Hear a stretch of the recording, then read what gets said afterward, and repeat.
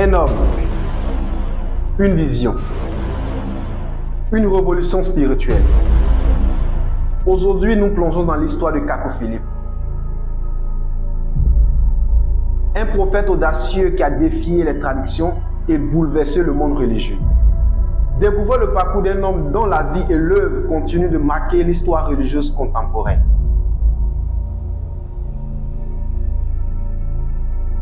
Kakou Philippe voit le jour en décembre 1972 dans le village de Kataji, situé dans le département de Sikessi en Côte d'Ivoire.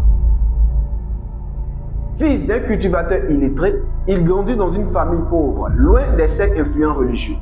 Son parcours scolaire est limité, ne suivant que les 4 premières classes du lycée avant de se tourner comme manœuvre de 1992 à 2002.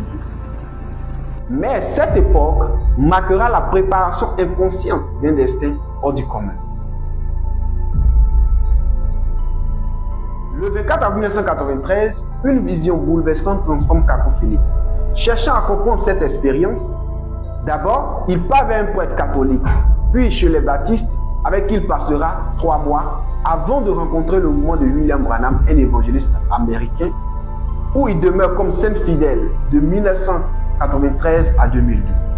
Cette vision devient le fondement de son appel prophétique.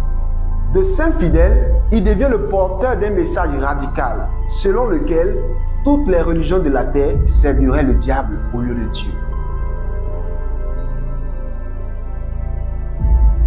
En juin 2002, Kakou Philippe commence à prêcher publiquement, se proclamant prophète messager du cri de minuit selon Matthieu 25:6.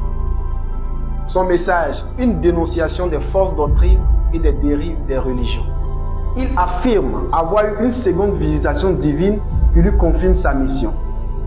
Il devient le porte-parole d'une vérité qu'il considère être la seule vérité pour le salut de l'âme.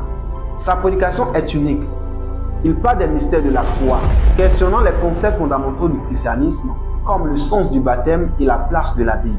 Mais son message est loin de plaire à tout le monde. En affirmant que seules ces révélations peuvent sauver l'humanité, il se met à dos une grande partie du monde religieux. Kakou Philippe redéfinit plusieurs aspects du christianisme.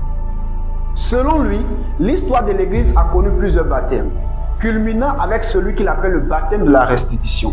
Un baptême qu'il affirme être le véritable baptême pour cette génération. Il rejette les versions traditionnelles de la Bible, en dehors de celles traduites par le docteur John Nelson Darby, et affirme que seul le message qu'il porte aujourd'hui peut sauver. Pour lui, la Bible n'est qu'un vestige du passé, et seul le message qu'il apporte aujourd'hui peut délivrer. Ce message radical ne tarde pas à faire le tour des médias. En 2008, Kakou Philippe organise une conférence historique qui fait le buzz. Des journaux le qualifient de maestro de la parole, tandis que d'autres le qualifient d'hérétique. Les dirigeants religieux ivoiriens réagissent violemment à son message. En 2016, Kakou Philippe est arrêté à son domicile par les forces de l'ordre ivoiriennes. Accusé de défiance à l'autorité de l'État et de radicalisme religieux. Il fut condamné à 1 an de prison ferme à la Maka, la grande prison d'Abidjan, mais ne passera que 3 mois avant d'être libéré par grâce présidentielle. Cependant, son message est déjà implanté partout dans le monde entier. Malgré l'arrestation et les controverses, Kakou Philippe demeure une figure centrale du christianisme. Mais pour beaucoup, il demeure un prophète qui défie les normes et qui appelle à la réforme profonde de la foi chrétienne. Quelle que soit votre opinion sur Kakou Philippe, une chose est claire. Il a changé la manière dont des milliers de personnes perçoivent la foi. Ce prophète, comme beaucoup d'autres dans l'histoire, a défié les conversions et mis en lumière des vérités qui secouent les fondements de la religion. Rappelez-vous, la vérité n'est pas parfois ce que l'on entend. Elle est parfois une révolution silencieuse qui attend d'être entendue. Que ferez-vous aujourd'hui face à cette vérité?